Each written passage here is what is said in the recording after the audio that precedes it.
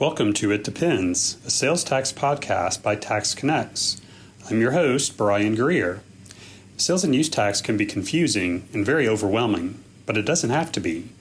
Whether you work in industry or at a CPA firm, or just someone who wants to stay informed about the latest sales tax laws, we've got you covered.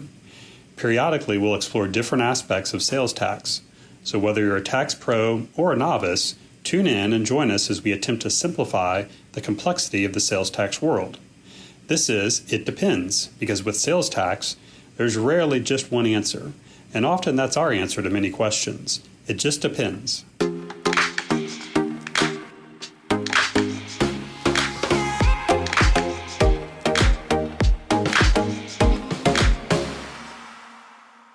Hi, I'm Brian Greer, and I'm going to be speaking with you about two similar but different tax issues. First, how your total gross sales affects your sales tax obligations, and second, gross receipts taxes in certain states. So let's take a look at gross sales first and how it relates to sales tax. Total gross sales is often used to evaluate whether a business has an economic presence in a particular state or not. Economic presence is a key sales tax nexus factor and creates a requirement to adhere to that state's sales tax rules.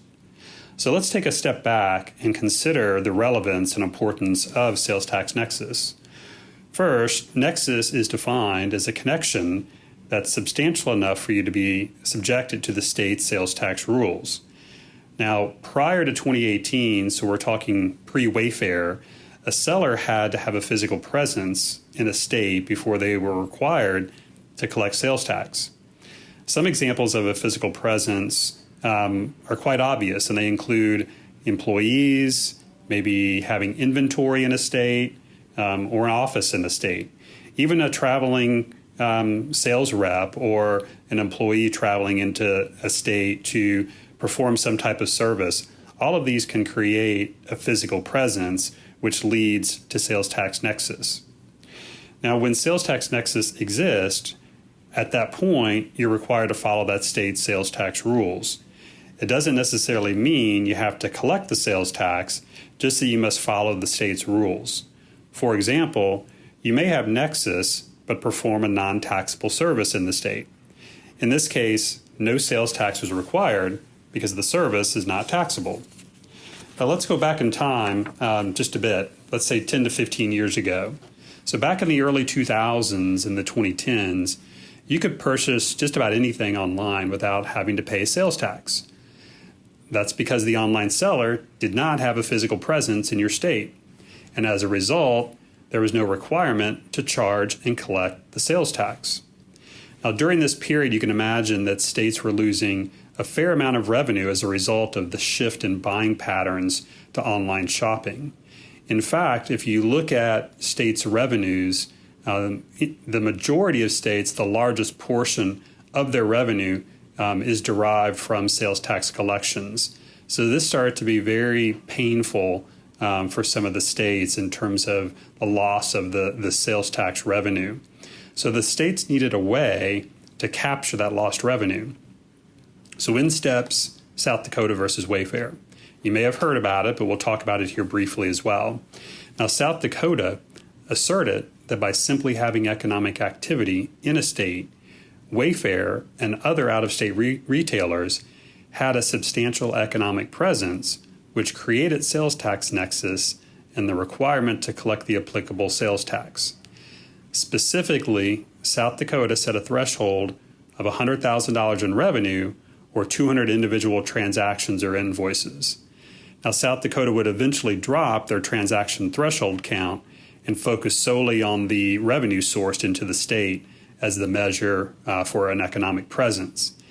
Now, this concept was contrary to 50 years of precedent from a sales tax perspective, where we had that physical presence test for the 50 years prior to South Dakota versus Wayfair. So this was a really big deal when South Dakota started to enforce or at least outline this legislation. Now, the court case, it ran through the South Dakota legal system and was eventually reviewed by the U.S. Supreme Court.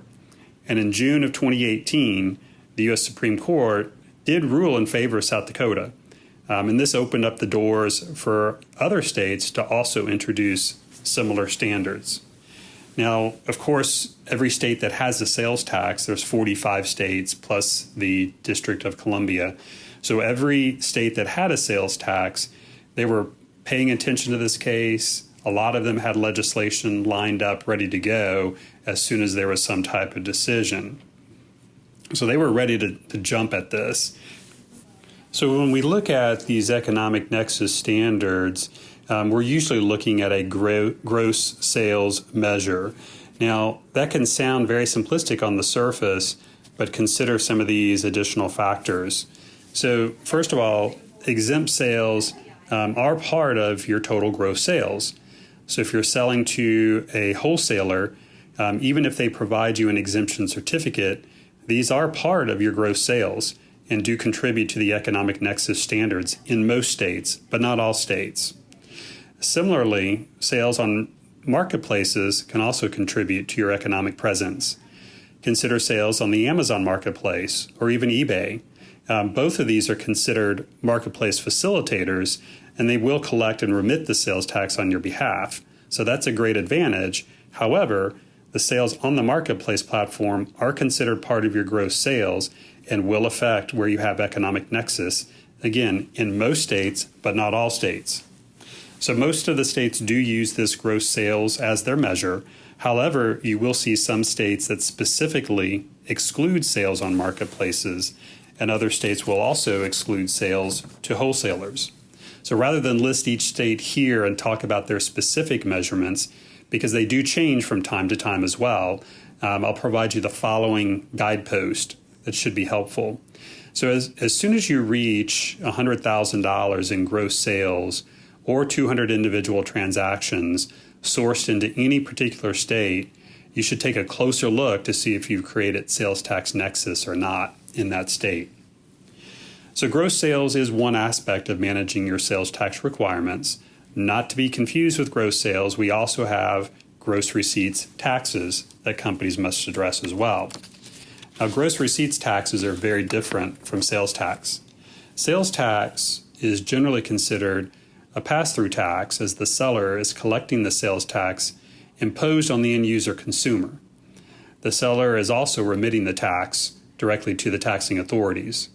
So the sales tax, in essence, passes through the seller and is remitted directly to the taxing jurisdictions. Gross receipts taxes are more like an income tax than a sales tax, as they're typically a tax on the business and not a tax on the end-user consumer. So let's take a look at Washington Business and Occupations Tax, commonly referred to as Washington B&O.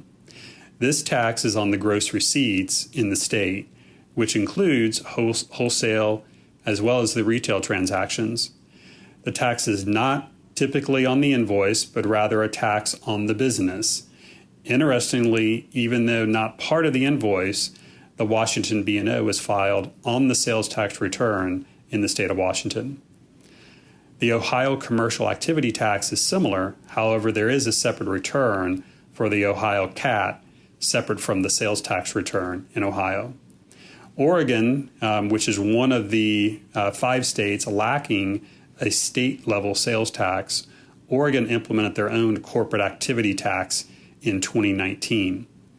Other states have taxes that look more like these gross receipts taxes, more so than a sales tax. For example, New Mexico has a transaction privilege tax that is technically a tax on the business, but generally passed through to the end-user consumer on the invoice.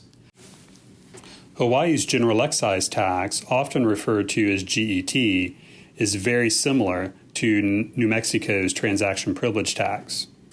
So the key takeaways that I'll leave you with are the following.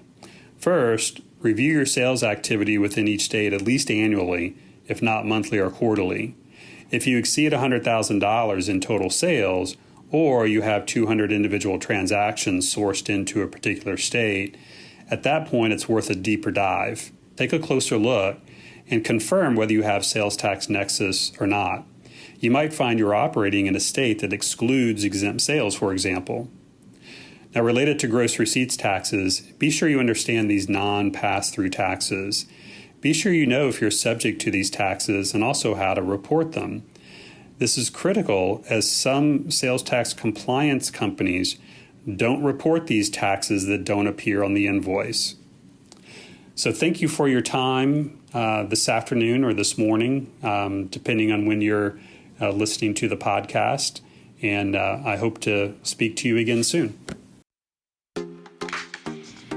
This has been It Depends, with another episode explaining the complexities surrounding sales and use tax. We'll see you next time.